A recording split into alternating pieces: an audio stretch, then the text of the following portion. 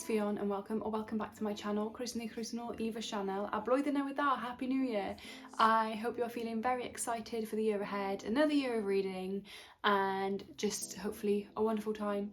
I hope you've had a really great Christmas or festive period if you've been celebrating, and if not, I hope you've just had a lovely time. So today I'm back with my annual physical TBR video, just every single book on my physical TBR as I'm bringing it into the new year of 2026, which is very exciting. There are 58 books on my physical TBR. Am I going to read all of these this year? No. But having said that, it is possible.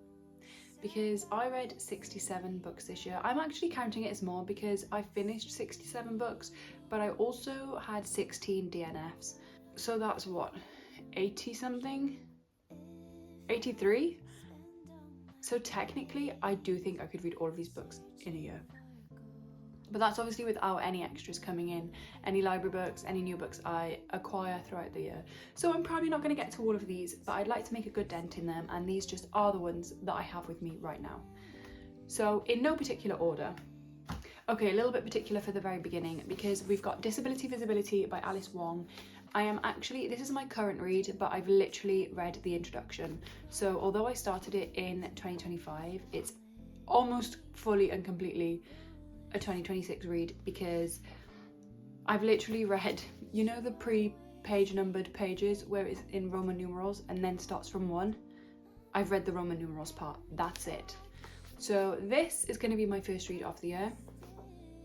Disability Visibility by Alice Wong. I'm going to put it to the side because I'm still reading it. And then where do we go from here? Do we have any order? The Queen's Gambit by Walter Tevis. Sandwich by Catherine Newman. Celeste by Colette Snowdon. The Lost Bookshop by Evie Woods. The Guilty Feminist by Deborah Frances White. The Lost Family by Jenna Bloom. Blood and Sand by Frank Gardner. I will read this book this year because it's taken the mick how long I've had it now. It's not the longest standing member of my TBR, but it is up there and it needs to get read now. The Other Black Girl by Zakiya Delilah Harris. And Mr. Murder by Dean Koontz. That's the first pile. A combination there of new and old books. Celeste and Sandwich were Christmas presents from like a week ago. Mr. Murder is one of the most recent books that I bought for myself back in September or October, and then the rest I have had for quite some time. So let's bring this pile round. We've got The Wild Silence and Landlines by Raina Wynn. These are the second and third books in the Salt Path trilogy. I've read the first one a good few years ago. So these ones are coming up. And then the Mad Adam trilogy by Margaret Atwood. So Oryx and Craig, The Year of the Flood and Mad Adam. I'm not someone who typically gets a full series, which isn't going to sound true considering what I'm about to say, but typically I will just get one book and see what I think. But those two were gifts. This whole trilogy was gifts because my mum thought I'd really like them. And then I also only tend to have the first one of the trilogy on my cart. But then I also have here the entire Gone series by Marco Grant. So I read Gone when I was like 12 or 13, I want to say. When did this come out? 2009. So I think I read it a couple of years after it first came out. And I've read the first book a good few times. I really liked it, and then I asked for a birthday or Christmas to get the rest of the series, and I just never made it through. I think so. I then reread this one to try and jog my memory to get back into the series, and I'm not really someone who can stick with a series for a long time. I get bored of it quite easily. So that's something that I do want to work on this year. I didn't know if I'd ever started this one after. So basically these have been in my parents' attic and I've collected them today. But it turns out I obviously did at least start this one and get maybe almost halfway through because the spine is cracked. So there's these. And then these ones I know I never started. We've got Lies, Plague, which is really quite water damaged, Fear and Light, which again pretty damaged, but they're definitely still readable. So I'm gonna give them a go. I always thought this was the final one in the series, because why would they give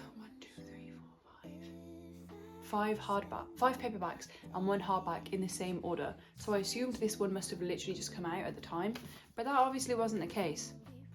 So I don't know, because this one comes before this one. So it'd obviously been out long enough for the book after it to get published in paperback. I don't understand that. But I have all of these anyway. I would love to read this entire thing this year so that it's done. But like I say, can quite easily get bored. Maybe if I start them sooner than later, then I'll have a lot of time to get through it throughout the rest of the year. Okay, that is 1 row done. I really hope you can see this. I can't see what you can see. And then I also have these 2 books, which are Ben's books. The Martian by Andy Weir and Endurance by Alfred Lansing. He also has Project Hail Mary somewhere, but he hasn't read that yet, and I always like to let someone read their own books before I borrow them. But the film comes out in March and we want to see it, so I would love if both of us have read it before then, because I know he wants to read it before then as well. But yeah, I'd definitely like to read The Martian as well. I'd probably quite like to read Endurance. I've got him, so why not? Penance by Eliza Clark, The Letters by Fiona Robin, Ready or Not by Cara Bastone. Oh, again, okay, this happened again. The Prison Healer by Lynette Noni. I asked my auntie for these for Christmas, for the full trilogy. I just really think I'm gonna love it. I feel like it's gonna be, if you loved The Naturals by Jennifer Lynn Barnes vibes, you're gonna like this, and I did love The Naturals. So I'm really hoping this one works out for me as well. Of Women and Salt by Gabriela Garcia, Factfulness by Hans Rosling, All That Remains by Sue Black, Everything I Never Told You by Celeste Ng, The Time Between Us by Marina McCarran, Once Upon a Broken Heart by Stephanie Garber, very excited about this one, The Tattooist of Auschwitz by Heather Morris. I was supposed to read these 2 in December, they joint won my poll, but it just didn't happen. Scythe by Neil Shusterman, very excited about this one. The Women by Kristen Hanna, this actually won my January poll, which I put up yesterday, so I will be reading this in January. Alice in the Fly by James Rice, The Bobby Girls War by Joanna Bell. Oh my gosh, have you guys been able to see these this whole time? I really hope so. Survive the Night by Riley Sager. I feel like I've always said Sager and then I just said Sager. It just came out naturally like that. The Simple Wild by K.A. Tucker. And the final paperback pile, Family Politics by John O'Farrell, The Ministry of Time by Callie-Anne Bradley, In Memoriam by Alice Wynne, An Absolutely Remarkable Thing by John Green, no, An Absolutely Remarkable Thing by Hank Green, One Day by David Nichols, Let It Be Morning by Saeed Kashwa, Assistant to the Villain by Hannah Nicole Mehra, Turning Point by Danielle Steele, Night Heron by Adam Brooks, where are you gonna fit? And Wanderers by Kerry Andrews. And then quickly over to the hardback shelf, or not standard paperback size shelf. Wild Like Me by Louise Pentland, The Way to the Spring by Ben Ehrenreich, An Excellent Choice by Emma Brox. The final 3 books in the Harry Potter series, so we've got Harry Potter and the Order of the Phoenix, Harry Potter and the Half-Blood Prince, and Harry Potter and the Deathly Hallows. I definitely want to read, I mean, I'd like to finish this series this year, but definitely at least the next one. And Confident Women by Tori Telfer, and Estoril by Dejan Tiago Stankovic. And that is everything. So we've got some pretty good picks on this TBR. Let me know if any of these are favourites for you, or just general thoughts about them, if you'd like to see me reading any of them. I do have quite a few reading vlog ideas coming up. And yeah, I actually really like the idea of trying to get through all these. I think I posted a video a couple of weeks ago, did I read my 2025 TBR, where I watched this video back from last year and said yes or no to all of them. And I think I'd mentioned like, I don't know, 70-ish books, and I'd read 35, so it was pretty much half. So I think I could do better than that this year. If I could read like 50 of them, that would be amazing.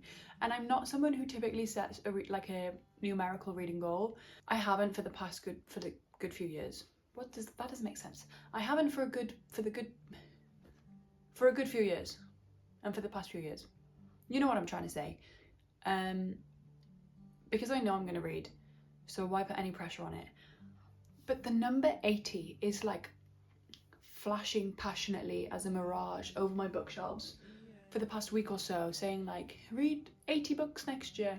And I think I could, because like I said, I finished 67 books, but to me, I include books I DNF'd. So that would be 83. So 80, I think, is a good number. Imagine if I read 100. I don't know what the second half of the year is going to bring, because I finish uni, my final year, in end of May, start of June. So that is going to free up a lot of time for me, because I'm doing it part-time alongside working full-time. So that is going to be really wonderful. I'm very excited for it to be over, I'm not going to lie. Yeah. Interesting. Okay, well, I hope you've enjoyed, and once again, Happy New Year.